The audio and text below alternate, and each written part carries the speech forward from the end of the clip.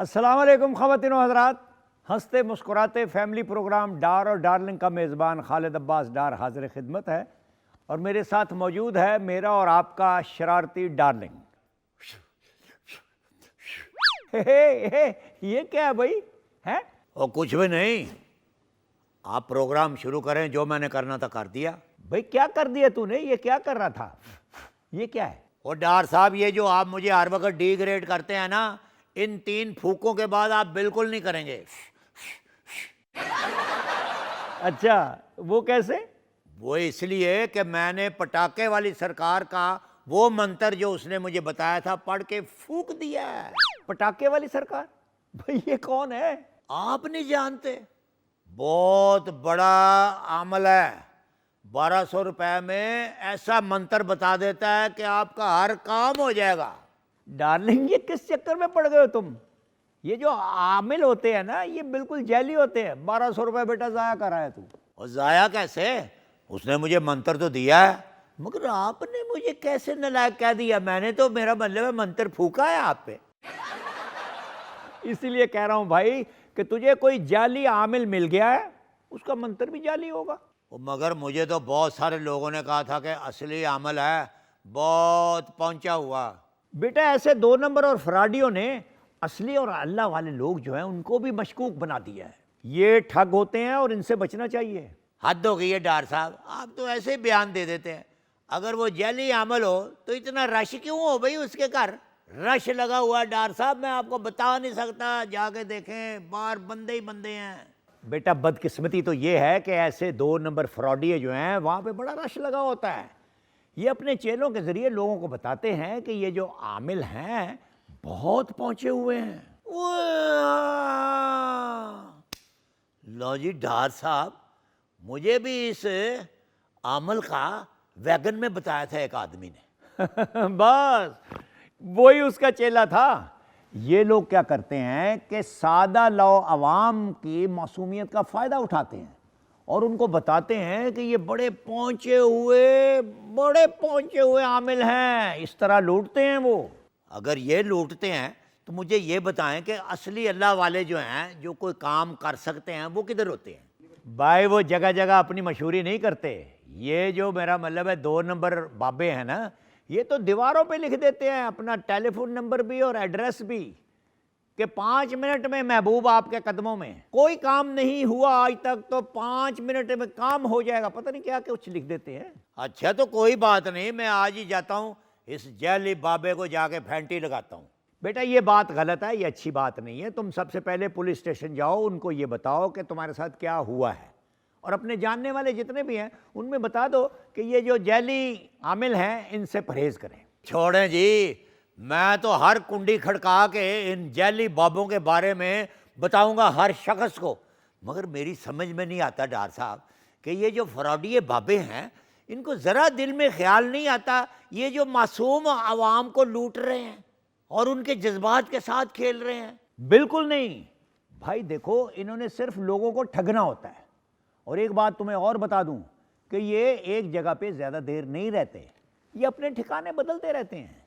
तो फिर आप मुझे बताएं, या मेरा मकसद है इंक्वायरी करें आप, कि पता कैसे चलेगा ये असली बाबा है और ये मेरा मतलब जैली और फ्रॉडिया है? भाई सादा सी पहचान है इनकी कि जो अल्लाह वाले होते हैं ना, वो कुछ नहीं लेते बल्कि देते हैं। अल्लाह की तरफ राग़िब करते हैं, नाजायज़ काम से रोकते हैं। और ये पटाखे वाली सरकार ने तो सरेआम लिखा हुआ है कि हर काम मिनटों में, जायज़ और नाजायज़। बेटा, मैं पहले बता चुका हूं तुम्हें कि इन्होंने लिखा होता है कि 5 मिनट में महबूब कदमों में। अफसर को राग़िब कर देंगे, हर काम घंटों के बजाय मिनटों में, वगैरह वगैरह। बिल्कुल बिल्कुल। मगर डॉक्टर साहब, आपको कैसे पता है ये? यार, ये सब एक जैसे होते हैं और एक जैसे काम करने का दावा करते हैं। अच्छा जी, चलें, आप मुझे ये बताएं कि अगर किसी का काम 2 घंटे में नहीं होता तो क्या कहेंगे इनको? बड़ा आसान सा जवाब होता है इनका, तुमने अमल ने ठीक किया होगा भाई। कुछ ना कुछ नुक्स निकालते रहते हैं। लो जी, मैं समझ गया। आपका बहुत थैंक यूज, आपने मुझे इन फ्रॉडी बाबे के बारे में फुल बता दिया। बेटा, शुक्र कर तूने 1200 रुपया ही ज़ाया किया है, नहीं तो ये लोग जो हैं ये हज़ारों क्या लाखों लूट लेते हैं। हज़ारों लाखों? वो कैसे लूटते हैं जी? हैं? पहले तो ये बताते हैं कोई खर्चा नहीं होगा, फिर कोई ऐसा अमल बता देते हैं जो इंसान कर नहीं सकता। अच्छा, बड़ा अजीब सा अमल बताते हैं। मसलन ये कह देंगे कि आपने सारी रात एक टांग पे खड़े होके फला अमल करना है। अब तू मुझे बता कि एक शख्स जो नॉर्मल आदमी है वो पूरी रात एक टांग पे कैसे खड़ा रह सकता है? तो फिर ये फ्रॉड कैसे करते होंगे? फ्रॉड तो नहीं फिर कर सकते ना। भाई वो इस तरह करते हैं कि वो कहते हैं कि अगर तू ये अमल नहीं कर सकता तो हम फिर अपने किसी बंदे से करवा लेते हैं, और उसके लिए तो फिर मेहनताना होगा, उसका इतने पैसे चाहिए। अच्छा, लो ये समझ गया मैं, अब अंडरस्टैंड कर गया कि उस बंदे के नाम पे पैसे ही ले लेते हैं जितना चाहें। हाँ, अब समझो। अब आइंदा से ख्याल रखना बेटा, और अपने गिरदो नवा में सबको बता देना कि ये किस तरह फ्रॉड होता है, ये जो जैली बाबे होते हैं। ओ आप फिक्र ना करें, अब डार्लिंग किसी के झांसे में नहीं आने वाला। शाबाश। जरा फिर बेटा ऑडियंस से भी बात कर ले, बड़े बेताब बैठे हैं, उनसे भी बात कर ले। जी जी ज़रूर, हाँ जी। मेरा सवाल डार्लिंग साहब से है कि उन्होंने डार्ट साहब पे अमल क्यों करवाया। ये जो मुझे हर वक्त नलायक, बेवकूफ़ और पता नहीं क्या क्या कहते रहते हैं, इस वजह से। लेकिन मेरा तो ख्याल है कि वो ये सब कुछ मोहब्बत में कहते हैं। और वो तो मुझे भी पता है, मगर उस कमबख्त पटाखे वाले बाबे ने कहा था कि ये 2 मिनट में तुम्हारे कदमों में होंगे। भाई मैं तो अब भी तेरे कदमों में आने को तैयार हूं, डायरेक्ट फरमाइश करते। क्यों शर्मिंदा कर रहे हैं? आप अगर ज़्यादा जोर देंगे ना, मेरा ख्याल है कह भी दूंगा मैं। इनके सवालों का जवाब दो पहले। डार्लिंग, आप क्यों नहीं जाली आमिल बन जाते? आपको तो पूरी दुनिया जानती है। बहुत अच्छे, तो क्या मैं फ्रॉड करके लोगों की जेबें खाली कर दूं? वैसे आइडिया माड़ा तो नहीं है। अगर आप मेरे चेले बन जाओ ना, तो फिर इस पे ज़रा वर्क हो सकता है। डार्लिंग, आप जैसे ज़हीन बंदा भी जाली आमिल के पास, खैरियत है? सुभान अल्लाह, कैसा अच्छा टाइटल दे दिया आपने कि मेरे जैसा ज़हीन और स्कॉलर और आला सतही आदमी जो है, कोई बात नहीं, अच्छे अच्छे लोग भी लुट जाते हैं। डार्लिंग उन्होंने सिर्फ ज़हीन कहा है, स्कॉलर और आला सतही तुमने खुद शामिल किया है। सड़ गए ना आप। ये जेलसी आपकी जो है ना, ये कोई काम नहीं करने देती मुझे। अभी तो शुक्र करें मैंने वो लफ्ज़ नहीं कहा, वो जो होता है इंटल कुचूल। वो क्या होता है इंटल कुचूल? वही जो आखिरी ज़हीन आदमी को कहते हैं। वही इंटेलेक्चुअल। हाँ वही। ले भाई, अगर तू कह दे ना सही इसका तलफ़ुज़ तू बता देना तो मैं मान जाऊंगा तुझे। ओ कोई बात नहीं जी, गोली मारे, ऐसा मुश्किल लफ्ज़ मैं क्यों ज़ुबान पे लाऊं। नाज़रीन, वक्फा हुआ चाहता है, मिलते हैं एक मुख्तसर से वक्फे के बाद।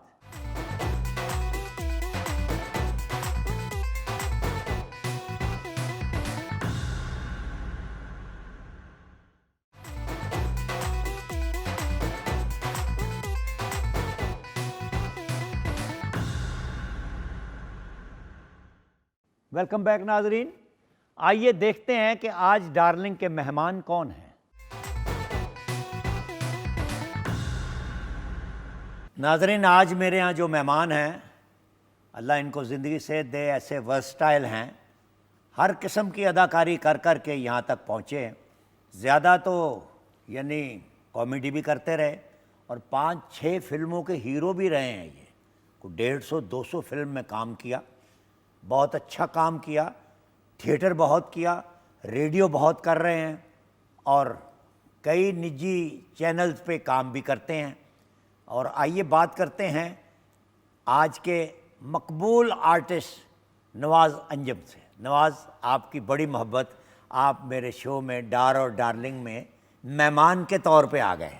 डार्लिंग, सबसे पहले तो मेरे लिए यही बड़ा एजाज़ है कि जिस डार्लिंग को हम देखकर फ़नकार बने, आज उनके रूबरू बैठा हूँ। मेरे लिए कोई ऑस्कर अवार्ड से कम नहीं है रियली। कि ये कोई ये नहीं कि आप मेरे सामने हैं, मैं ये बात इसलिए कर रहा हूँ, यकीन कीजिएगा आपका काम क्योंकि देखकर ही हम लोग फ़नकार बने। और आज वो शख्सियत मुझसे सवाल पूछ रही है, यकीन करना मेरे हाथ पाँव काँप रहे, क्योंकि आप वो हस्ती हैं कि आप वो बोर्ड का दरख्त हैं कि बस जिसके साए में हम आज भी अपना घर चला रहे हैं। अल्लाह आपको ज़िंदगी दे। आप तो वाकई मेहमान हो गए हो यार।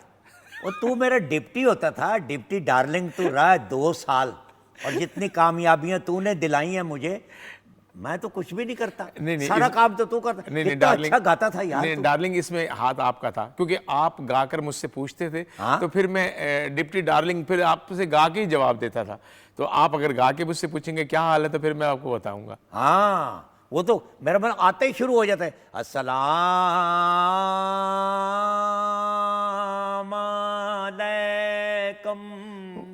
वालेकुम सलाम। सुना क्या हाल है तेरा। क्या बताऊं क्या गुजरी चमन वालों पे। यार मेहमान बन जा, इंसान बन जा, मैं तुझे बताऊं। यार तू देखो, ये फिर मुझे रिवाइंड करके तू बहुत पीछे ले जाएगा। आज भी आप ट्रैफिक की वजह से ज़रा लेट आए हो। बस यही हाल है। अभी आते हुए भी है ना, एक फ़कीर भी, एक तो फ़कीर शीशा ऐसे बजाते हैं कि जैसे इसी की गाड़ी में मैं बैठा हुआ हूँ। हाँ यार। तो आगे गूंगा बन के मांग रहा है। मैंने 50 दिए तो कहता शुक्रिया। अच्छा हाँ। मैं अब बंदा क्या करे। अच्छा, अब तो डार्लिंग ऐसा मसला हो गया है कि पीछे से गाड़ी मार के कह रहे होते हैं अन्ना है। हाँ। ये नहीं कि यार तुमने पीछे से गाड़ी मारी और आगे वाले वगैरह अन्ना है कि इतनी ट्रैफिक टू मच हुई है। तो ये ज़रा बताइए कि नाजरीन को कि जब लाहौर आया आपने क्या क्या यानी महसूस किया, क्या मुश्किलात थी, क्या बेहतर जगह थी। सबसे पहले तो डार्लिंग ऐसा था कि 1990 में मुझे सईद खान साहब, रंगीला साहब लाहौर लेकर आए। हाँ। तो पहला ड्रामा ही उन्होंने लाहौर बाई नाइट, लाहौर अलहमरा 1 में मुझे करवाया।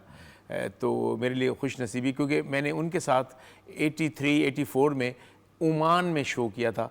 तो जब उन्होंने मेरा काम देखा तो उस वक्त सर मैं बड़ा काम किया। तो मैं पाकिस्तान के जितने भी सुपरस्टार्स हैं, आलिया बेगम, ये नगमा ग्रुप बेगम, बड़ा था, बड़ा शाहिदा मिनी, मदिया शाहजी, इन लोगों के साथ मैं जाता रहा हूँ बाहर। तो मैं जब सईद खान साहब के साथ गया तो फिर इन्होंने मुझे कहा कि आपका शहर ये मुल्तान नहीं है बेटा, आपको काम लाहौर करना चाहिए। फिर मैंने कहा मेरा तो वहाँ कोई वाकफ़ ही नहीं, क्योंकि डार्लिंग 78 में अम्मी और 81 में अब्बू की डेथ होने के बाद ना बस मुझ पे जिम्मेदारियाँ बच्चों की ऐसी पड़ी कि मैं मुल्तान से निकल ही नहीं सका, क्योंकि मेरी गोद में मेरी बहनें थी और दुकान थी मेरी तेल इतर की, और काम मेरा तेल का और बनाता मैं तस्वीरें था। हाँ माशाल्लाह, बहुत अच्छा आप यानी वो पेंट करते थे, तस्वीरें बनाता था। तो फिर मैं ना मेरे लिए ये बड़ा क्रेडिट था कि वो भी चीज़ फ़नून लतीफ़ा में हो जाती है कि आपको पता है कि इस तस्वीर में मैं ये रंग भरूंगा, ये कितना अच्छा लगेगा। इस वही चीज़ इधर हमारे इस फ़न में है कि आप इस किरदार में ये रंग भरेंगे तो ये कैसा लगेगा। तो मैं बड़ी सफाई के साथ वो बच्चों के स्कूल चार्ट और बैनर और बायोलॉजी की बुक्स बनाता था कि मैं एक रात में मैं 2 बायोलॉजी की बुक्स बनाता था, और बगैर देखे सर। माशाल्लाह। हालांकि मैं 5-6 जमातें पढ़ा हुआ हूँ, तो मुझे आज भी वो arterial system, venous system, euglena, paramecium, क्लेमेटा, बनासेमीबा, डाइजेस्टिव सिस्टम, ये पता है न्यूक्लियस की तरह अमीबा कभी नहीं मरता, पैरामीशियम खुस्से की तरह होता है। बगैर देखी मैंने इलामा इकबाल भी बनाया, बगैर देखी कैद आज़म भी, बगैर देखी टीपू सुल्तान भी, मैं इतनी मुझे वो हो गई उसकी। फिर सैनमाओं के बोर्ड लिखे। एक बार तो मेरे बुर्ज गुम हो गए डार्लिंग, तो मैंने ना यहाँ फोम बांध के तो दीवारें लिखी। तो लेकिन बहनों को अंदर फीडर बना के भी दिए, उनकी केयर टेकिंग भी की। फिर मुझे 1990 में जब सईद खान साहब लेकर आए तो उन्होंने पहला ड्रामा लाहौर बाई नाइट करवाया। फिर लाहौर ने जो मोहब्बतें दी, नो डाउट कि लाहौर बड़ा एक ऐसा शहर है, लेकिन वो कहते हैं कि इन्ना मल्ला बिन्नियात, अमलों का दारमदार नीयतों पर है। अगर आपकी नीयत अच्छी है तो रब्बे करीम आपको गाइड करने वाले लोग भी अच्छे मिलवाता है। तो मैं समझता हूँ कि इसके पीछे मेरी बहनों की दुआएं, वो बच्चों की दुआएं थी कि मुझे यहाँ सुहेल अहमद साहब, खालिद अब्बास डार साहब और इरफान खुसट साहब, मुल्तान से मैं नो डाउट मुझे सैयद मोहसिन गिलानी साहब इस फील्ड में लेकर आए, लेकिन जब यहाँ आए तो मुझे इरफान खुसट साहब ने गले लगाया। तो 18 साल में उनकी एडवर्टाइजिंग कंपनी में भी रहा। फिर यहाँ फिर जब फिर वहाँ कुछ काम होता था रिकॉर्डिंग का, तो उसमें ख़याम सरदी साहब, मनवर सईद साहब और रेहाना सिद्दीकी साहबा आया करती थी। तो ख़याम सरदी साहब और मनवर सईद साहब के साथ मैंने मुल्तान में ऑलरेडी ड्रामा किया हुआ था जिसमें मेरे बेटे बने थे। तो सबिया खानम साहबा मेरी बेगम, उस ड्रामे में ना तो बड़ा उनके साथ मोहब्बत प्यार थी। तो सर वो स्ट्रगल ऐसी चलते चलते और आज रब्बे करीम ने सर बड़ा ही इज्जतों से नवाजा है। मैं बड़ा खुश नसीब फ़नकार हूँ डार्लिंग के मेरे शौक़ को मेरे रब्बे करीम ने मेरा रिस्क बना दिया। हाँ माशाल्लाह।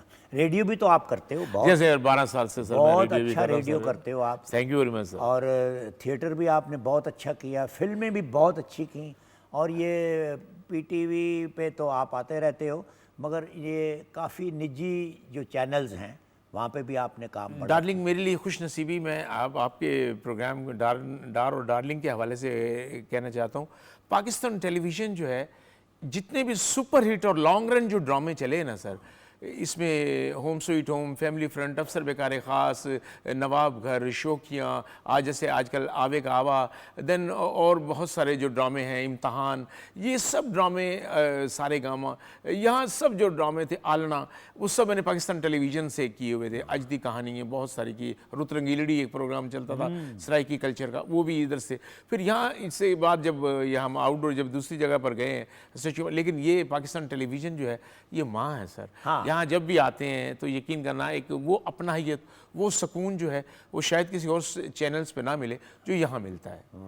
तो फिल्म का, लेकिन सर रेडियो जो है वो एक अलग तरबियत गाह है। टेलीविज़न जो है इसका अपना एक मज़ा है, फिल्म का एक अपना फ्लेवर है, लाउडनेस है उसमें। थिएटर जो है वो आपको पता है, आपसे तो आप माशाल्लाह डायरेक्टर भी हैं, राइटर भी हैं, वो वन फ्रेम है, उसमें आपको थोड़ा सा ओवर रिएक्ट देना पड़ता है कि ऑडियंस का ना ध्यान आपने अपनी तरफ लेकर आना है। तो वो एक उसका अपना मज़ा है। लेकिन और थिएटर का ये बहुत बड़ा होता है कि फिल्म या रेडियो हो या ये हो, आपकी तबीयत ठीक नहीं तो आप कैंसिल भी रिकॉर्डिंग करा देते, शो पे नहीं भी पहुँचते।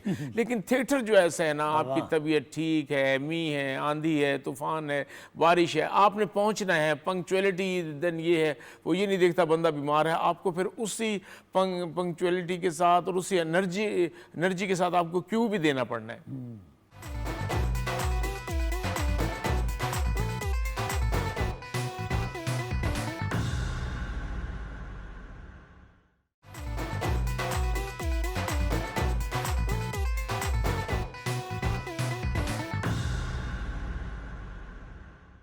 ये बताइए कि ये आप मुल्तान में कहाँ से आए थे? मैं मुल्तान में एक कैंट में हमारा घर था, कैंट में ही दुकान थी।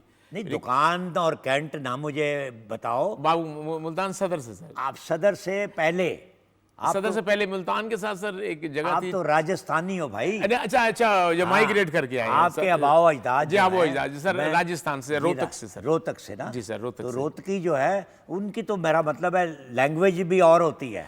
मैं यूँ ही कहना चाह रहा था डार्लिंग, की बात यूँ है कि थारे सामने बैठ के ना जरा बात को मज़े कुछ और हो जाए। तो ए वजह से मैं थारा सामने आ गया और कोई बात करे नहीं तो फिर बात करने को मज़ो भी कुछ और आ जाए। तो जे तरह हमारा सॉन्ग भी डार्लिंग इतना ही हुआ है, फूले बनड़ो फूले बनड़ो ओरे नादानी बनड़ो फूले बनड़ो बना थे थो मामा जी ने प्यारा घना लागो रे पधारो मारो फूल बनड़ो फूल बनड़ो। मेहंदी हसन साहब को मैंने मुल्तान में अपने घर में देखा। हाँ। वहाँ क्योंकि मेहंदी साहब ने जो भी राजस्थानी सॉन्ग आया, थारे नैना बड़े बेईमान रहे। हाँ, ये जो आपने सुनाया मांड, जी मांड जैसा मेहदी ने गाया है, जी, वैसा किसी ने नहीं गाया। वो भी राजस्थान से ही थे। वो भी राजस्थान, खान साहब जमाल खान के वो जी सर। यानी पोते थे। जी सर। तो सारा राजस्थान खान साहब जमाल खान से सीखता रहा। जी सर। और फिर रेशमा ने गाया मांड। जी सर, असल में 45 गांव थे राजस्थान में, जिसमें ना हमारा गांव था सरसा गांव। अच्छा, तो सरसा गांव से हम बिलोंग करते हैं सर। तो मुल्तान में आके फिर सराइकी भी सीखी आपने? सर गिरदो नवा, क्योंकि अम्मी अब्बू की डेथ के बाद मेरी जो बहनों की परवरिश, जो मेरे गिरदो नवा थे, वो जो मेरी बहनें, जो वो मेरी जो हमसाए, देन फिर सराइकी तो रग रग में समा गई सर। हाँ। तो वो उसको कैसे भूल सकता हूँ। बड़ी मीठी सराइकी भी बड़ी मीठी। सर क्या बात है, बहुत सोना मजा इतना आंदे सराइकी आंदे। अलावण दा हाँ। कि जिवें मुल्तान दा मैं समझदा कि सी शाकर शुजाबादी जेड़े हाँ। मैं शाकर मेरा बड़ा अच्छा दोस्त था सर, अल्लाह उसको जिंदगी सेहत दे। आमीन से आमीन। अब तो वो यानी ठीक नहीं है मेरा ख्याल है, बीमार जी है। हाँ सर, असल शुरू तो उन्हों की जरा इवें कंडीशन रही है, तो लेकिन बस अल्लाह हयाती हूँ तो पहले उन्होंने जी जाल होंगी आई, जिमें जी बीवी होंगी बेगम, जी जिहड़े वेले वो शेर लेंदे हैं ना, बोलेंदे हैं, तो वो नाल तर्जमा करेंदी आई। ते जिमें वो आदे ना, जिमें मैं कुआन रुवाया हाँ, हुंज में वांगू पल पल रोसे, हाय एक बारी रो के थक बासे, वल दिल डुकसिया तो वल रोसे, कोई दुखड़े आण वंडे सिया ना,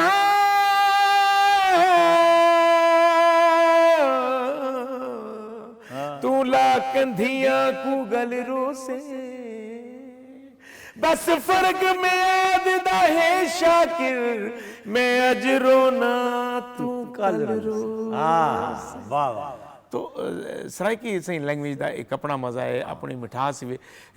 मैं समझदा कि सराइकी लैंग्वेज को जितना शाकर साहब ने, लाला अताउल्लाह सा खेलवी ने, अल्लाह दी लूने अल्लाह साहब, वल शफाउल्लाह रोकड़ी, वल ज़िशान रोकड़ी, वल नदीम अब्बास साहब, इतने पठाने खां, तो बड़े बड़े सही लोग जड़े हैं साढ़े, मंसूर मलंगी साहब। हाँ। तो इसे पूरी दुनिया च जड़ा है ना, शनाख्त बनी है सराइकी सही। हुण हर बंदा जेड़े वेले सराइकी गांदे ते बड़ा मज़ा गिनदे लोग। जरा ये फरमाइए अपना मेहमान साहब जी डार्लिंग साहब, कि आज का जो दौर है उसमें जो कॉमेडियन हैं वो ज़्यादा यानी सोशल मीडिया की वजह से चुप हैं या ज़्यादा सहूलत में हैं? मैं समझता हूँ कि आज के दौर में, क्योंकि हमारा जो दौर था डार्लिंग, उसमें एक तो ये था कि हमने सारी ज़िंदगी अपने, एक तो अपने बड़ों का अदब किया और अपने बड़ों को देख कर ही उनके नक्शे कदम पर चले। दूसरा, अब बेमुहारा काम हो गया है। हाँ, तो असल में पहले सिर्फ पाकिस्तान टेलीविज़न हुआ करता था, अब मेरा आपका भी झगड़ा हो गया ना, तो मैंने कहा और मैं तनु अपना चैनल बना के ही मिलांगा। हाँ, अब हर बंदे के अपना अपना चैनल बना लिया। अब उसमें ना जो चीज़ हमें 1 महीने बाद या 15 दिन बाद या हफ्ते बाद पता चलती थी, अब 5 मिनट बाद उसको हर चीज़ पता है, हर वो चीज़ पता है। फैमिली उसको भी सामने ले आए। हमारी जो गांव की बहन बेटियां, कोई ट्यूबवेल पे भी जा रहा है तो कोई आ रहा है, तो वरना ये तो बड़ा हमारा कल्चरल एक काम था, तो वो ना सब ना सर ओपन हो गया। तो ये ओपन होने से वो जो एक फ़नकार की वो जो एक चीज़ थी ना, जो उसका एक मोहब्बत का, अब हर बंदा ये ना कहता हूँ इनको ये क्या है, जिससे हाँ ये तो इससे अच्छी बात तो हम कर सकते हैं। फिर दूसरा, अब जैसे थिएटर जो आज का जो हमारा हो रहा है, इसमें बाबाजान स्क्रिप्ट नहीं है। हम बगैर प्लॉट के घर बना रहे हैं, बगैर प्लॉट के हवा में तो घर नहीं बनता। राइटर आपको जो स्क्रिप्ट देता है वो एक प्लॉट होता है। हाँ। उस पर आप अपनी मर्जी से तो ड्राइंग रूम भी बना सकते हैं, उसमें अपने रूम्स भी बना सकते हैं, उसमें पौड़ियाँ भी बना दो, जैसे मर्जी उसे अपने मतलब से उसे ढाल सकते हैं। जब आप मुझसे सवाल ही नहीं पूछेंगे तो मैं जवाब कैसे दूंगा। अब तो ये है कि बस मैंने अब शाम को पहुँचना है थिएटर, तो आप आगे हो, ठीक है तुम चले जाओ, तुम नौकर हो, तुम भाई हो, तुम फलाना हो, तुम। मैं तो एक चीज़ ये देख के डार्लिंग हैरान था कि थाने का सेट लगा हुआ है और लड़की कह रही है मैं अंदर आ जाऊँ। मैंने कहा कोई खुशी से भी थाने जाता है वरना कोई ये जरूरत नहीं होती थी। एक तो वो तकद्दुस नहीं रहा, फिर दूसरा एक ये चीज़ होगी कि मालिक और नौकर का वो जो एक पहनावा होता था ना, वो अब एक हमसाई आई है जिसने आइए जी हमारे घर में ने सालन ख़त्म हो गया, थोड़ा सा सालन तो दे दें, 1.5 लाख का उसने सूट पहना हुआ, और घर की जो मालकन है, जो अमीर तरीन औरत है, उसने लीलन का घड़े में से निकाल के सूट पहना हुआ, इस्त्री प्रेस भी नहीं हुआ। तो पहले क्या था कि अगर कोई सेठ का रोल कर रहा है तो कवि खान साहब हैं, मुनव्वर सईद साहब हैं, अफजाल साहब हैं, तो ये वो शख्सियत है कि जिनको जुगत करने के, जैसे फिल्मों में डार्लिंग कि वो क्या होता था कि कॉमेडियन का अलहदा ट्रैक चलता था, घर की कहानी अलहदा चलती थी। इसी तरह थिएटर में होता था कि एक नौकरानी है, एक ड्राइवर है, एक कुक है, एक घर का मुलाजिम है, उनका सब्जेक्ट अलहदा चल रहा होता था, घर का सब्जेक्ट अलहदा चल रहा होता था। अब सारे यकसा एक बार से डबल रोटी देने वाला आया और कर दी मालिक की बिस्ती करके और वो चला गया है। कभी ऐसा होता है कि ऐसा तो नहीं होना चाहिए, वो तकद्दुस ना वो बिल्कुल ख़त्म हो गया कि ना वो पता चलता ये मालिक है, ना पता चलता नौकर है, कि ना पता चलता है क्या है ना। फिर ऊपर से गाने का जब से वजूद आया है तो वो जो ड्रामा है वो बिल्कुल बेरा रवि का शिकार हो गया कि बीच में जब गाना आता है तो वो तसलसली ड्रामे का ख़त्म हो जाता है, लोगों का ध्यान ही तकसीम हो जाता है। फिर दूसरा डार्लिंग, जो ड्रामे का जो टाइम था हमने अपनी ज़िंदगी में देखा, मैंने 5 बजे भी अलहमरा में लाइनें लगी हुई देखी हैं, फिर 8 बजे सेकंड शो होता था। तो यहाँ अब क्या है, 11 बजे रात को ड्रामा शुरू होता है और ख़त्म उसने 1-1:30 बजे होना है। तो किस टाइम जिसने ऑफिस सुबह जाना, बच्चों को भी स्कूल भेजना है, ऑफिस पे खुद जाना है, वो किस टाइम बच्चों को भेजेगा और किस टाइम वो आके वो काम करेगा। तो शायद ये जो लोग आते हैं थिएटर देखने, मैं तो खैर मतलब 50 साल से कभी कोई थिएटर नहीं देखा, ये जो थिएटर देखने आते हैं शायद उनको सूट करता हो ये वक्त। ये बात तो आपकी बिल्कुल सही है। पहले क्या था कि हमें अगर मैं अलहमरा में ड्रामा कर रहा होता तो हमें पता है कि प्रोग्राम ऑफिसर भी फिर रहा है, रीजनल डायरेक्टर भी फिर रहा है, तो हमें ना और वो पे देख भी लेते थे, भाई ये आपको सूट अच्छा नहीं लग रहा, ये उतार दें, ये अब ये दूसरा पहने, ये गला ठीक नहीं है, ये बना। अब क्योंकि थिएटर इतना हो गया है कि लाहौर में एंट्रेंस से पहले ही 35 थिएटर हैं कहीं, कि आप इस तरफ से आए तो इधर 10 थिएटर, इधर आए तो 8 थिएटर, इधर जाएँ तो 6 इधर हैं। तो अब इतना थिएटर होने के बावजूद फिर क्या था डार्लिंग, के पहले थिएटर की क्वांटिटी कम थी ना, तो लोगों के जो पसंदीदा फनकार थे, जिसमें मैं समझता हूँ कि अमानुल्लाह साहब, खालिद अब्बास डार साहब, इरफान कोसर साहब, सुहेल अहमद साहब, अमानुल्लाह साहब, बब्बू साहब, आबिद खान साहब, तो सारे एक ही ड्रामे में मिल जाते थे, तमाम सबके जो पसंदीदा फनकार होते थे। अब अगर किसी का कोई पसंदीदा फनकार है तो वो सब तकसीम हो गए, उन्होंने फिर जो मोहल्ले के जो बच्चे थे जो वो फिर वो इंटर हो गए, उन्होंने फिर वही बात करनी है जो गली मोहल्लों में वो करते थे। मुझे पता है कि मुझे अलहमरा में गेट कीपर ने भी रोका है, तो मैं अगर कितनी मुश्किल से अगर मैंने अलहमरा के स्टेज पर अगर मैं पहुंचा हूं तो मेरी तो ये कोशिश होगी कि मैं यहाँ ऐसी कोई बात ना करूं कि मुझसे यहाँ मुझे ये यहाँ से निकाला ना जाए, तो मैं तो फिर उस तकद्दुस के साथ काम करूँगा ना। तो आजकल आप थिएटर बिल्कुल नहीं कर रहे? मैं करता हूँ लेकिन अपनी चॉइस के मुताबिक, और अपने उस स्क्रिप्ट अच्छा हो, कहानी अच्छी हो तो उसके हिसाब से। लेकिन रब्बी के वो कहते हैं कि रिस्क तो मेरा मालिक है ना, भूखा तो कोई भी नहीं सोता, मेरा अल्लाह ताला ना चैनल से या प्राइवेट काम से बस मेरा रब बेहतरीन मेरा निज़ाम चला रहा है जी। तो जैसे अहमद नवाज जो बेटा है आपका, अल्लाह उसको ज़िंदगी दे, मेरे प्रोग्राम में वो भी मेहमान के तौर पे आए थे जी हाँ, और बहुत अच्छा गाया उसने और गाता भी बहुत अच्छा है। तो आपने कभी उसके साथ डुएट गाया? डार्लिंग, मुझे खुशी इस चीज़ की है कि मैंने तो सोचा कुछ और था, मेरे बच्चे ना इस फील्ड की तरफ ना आए, क्योंकि मैंने जो नशीब व फराज देखे हैं मेरे बच्चों ने तो आंखें खुलते ही गाड़ी देखी, आंखें खुलते ही उन्होंने घर देखा है। मैंने तो ये सब कुछ नहीं देखा था, मेरे पास तो साइकिल भी नहीं होती थी। तो लेकिन जब उन्होंने अपना उनका विजन शुरू से ही बड़ा वसी था। हम मेरे हाथ में तो हाथ वाला पक्का होता था, माशाल्लाह वो एसीओ में सोते हैं, ये उनके मुकद्दर हैं। तो मैं कहता था कि यार ये भी ये बैंकों में काम करें या कोई और जॉब करें। तो लेकिन वो जाहिर सी बात है ब्लड है, लेकिन मुझे ये खुशी है कि मेरे बच्चे ने मुझसे मुख्तलिफ फील्ड ज्वाइन की, सिंगिंग की, जो मेरे में कसर रही कि मैं इस फील्ड की तरफ अगर नहीं आया, मैंने सिर्फ इस फील्ड को एक्ट को चेंज वो टाइम दिया, लेकिन मेरे में ये कसर रह गई कि मैंने सिंगिंग नहीं की, लेकिन वो अहमद ने आके वो पूरी की और मुझे बड़ा अच्छा लगा। अहमद बहुत अच्छा है और अल्लाह उसको डार्लिंग, ये आपकी दुआएं हैं और आपके लगाए हुए बूटे, आपने जिसको भी थापड़ा दिया है वो सत्य खैरा हुई है। मेहमान जी ज़रा ये बताओ कि इतनी कामयाबियां और इतने आराम देखने के बाद कुछ तो महसूस करते होगे कि यार अगर ऐसा हो जाता तो कितना अच्छा होता। वो कोई ऐसी बात है ज़हन में? डार्लिंग, मालिक ने दुनिया दिखाई, हज भी करवा दिया, उम्र भी कर लिए, हर खुशी रब ने अनायत की। जो फनकार, जो आर्टिस्ट जिनके बारे में सिर्फ सोचा करते थे, उनके साथ काम भी किया। बस दिल में एक कसक रह गई कि ये जो अरूज था, ये जो खुशियाँ थी, ये मैं अपने माँ बाप को नहीं दिखा सकता। मुझे ये सारी ज़िंदगी ये रहेगा। मैं बड़ा खुश नसीब बाप हूँ कि अहमद माशाल्लाह काम कर रहा है, मैं अपनी आंखों के सामने उसका अरूज देख रहा हूँ। इंशाल्लाह उसने आगे बड़ी तरक्की करनी है इंशाल्लाह। लेकिन मैं ये सब कुछ अपनी माँ को और अपने बाप को नहीं दिखा सका।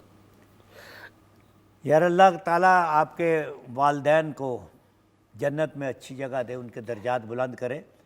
आप उनको दिखा तो नहीं सके, मगर दुआ उनकी है तो आप यहाँ तक पहुँचे हो। नो डाउट, आप भी बाप है सर, आप डार्लिंग तो हैं, लेकिन आप सबकी डार्लिंग है। आपने बहुत बहुत सहारा दिया है और आप वो शख्सियत हैं कि कोई भटका हुआ जो राही होता है ना, उसको सीधे रास्ते पे लेकर जाने वाले आप वो शख्सियत है। मैं बड़ा खुश नसीब हूँ कि आपने मुझे हमेशा उंगली पकड़ के चलाया, ये रास्ता ये ठीक है, इस तरफ जाओ, ये ठीक नहीं है। नहीं, आप खुद माशाल्लाह बहुत ठीक हो और सबसे ज़्यादा ठीक हो। Sorry, अल्लाह darling. आपको सलामत रखे, Sorry, darling. सेहत के साथ ज़िंदगी दे। Thank you. आपका बहुत शुक्रिया, आज आप मेहमान बन के डार और डार्लिंग में आए।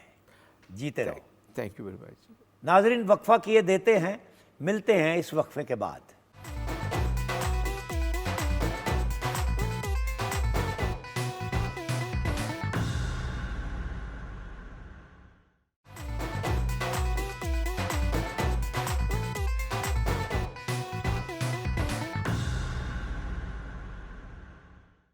वेलकम बैक नाजरीन। डार्लिंग, खाना दीवाना का सेगमेंट रेडी है।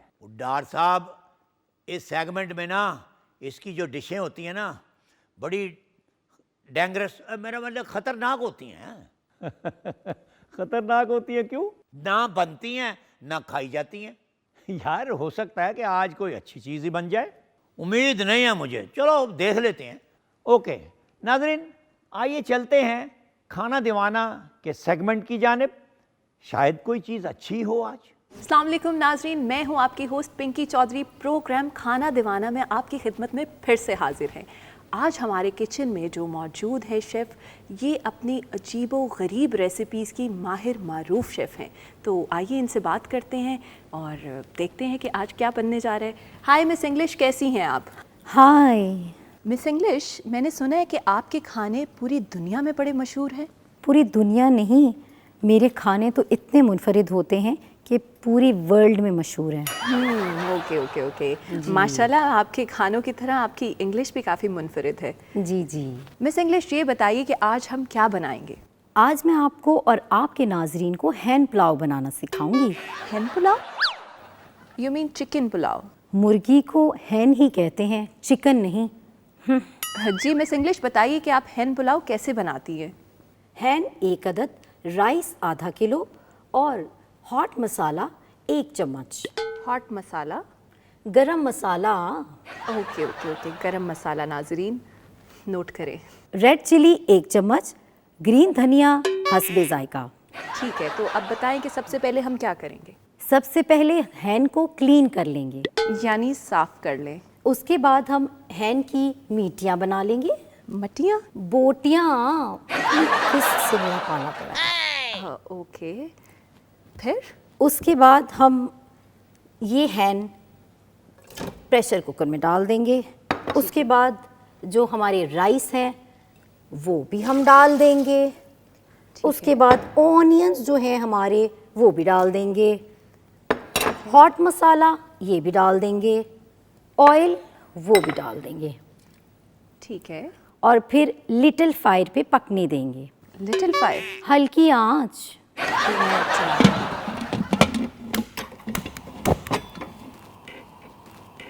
Miss English, how much time required for this recipe?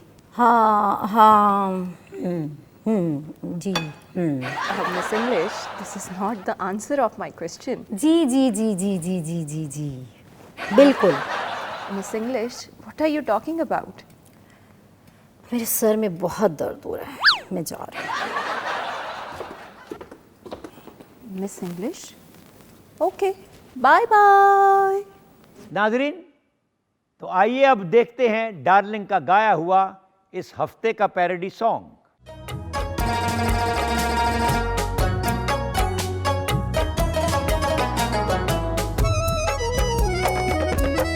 मैं जो आमिल कभी होता तुझे हर दिन ठगता, मैं जो आमिल कभी होता तुझे हर दिन ठगता, कुछ भी कागज पे मैं लिख कर तुझसे पैसे लेता, मैं जो आमिल कभी होता तुझे हर दिन ठगता।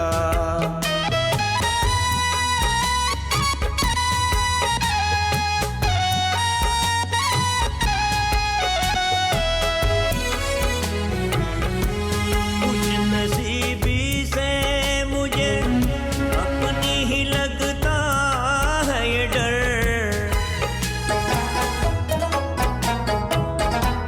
खुश नसीबी से मुझे अपनी ही लगता है ये डर, मेरी ठगी को न डस ले किसी शातिर की नजर, खुद को आमिल की बजाय कोई बाबा कहता, मैं जो आमिल कभी होता तुझे हर दिन ठगता।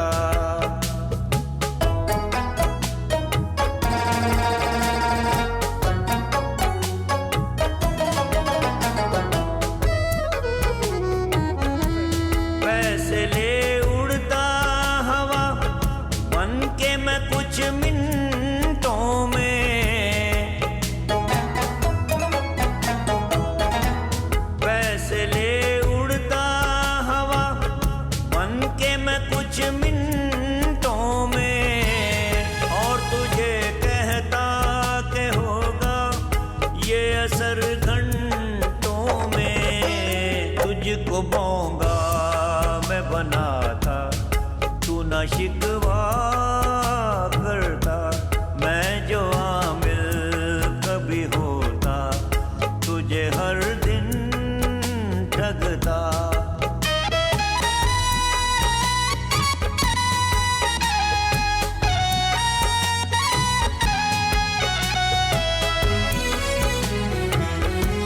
बस यही कहना है बचकर रहो इन लोगों से,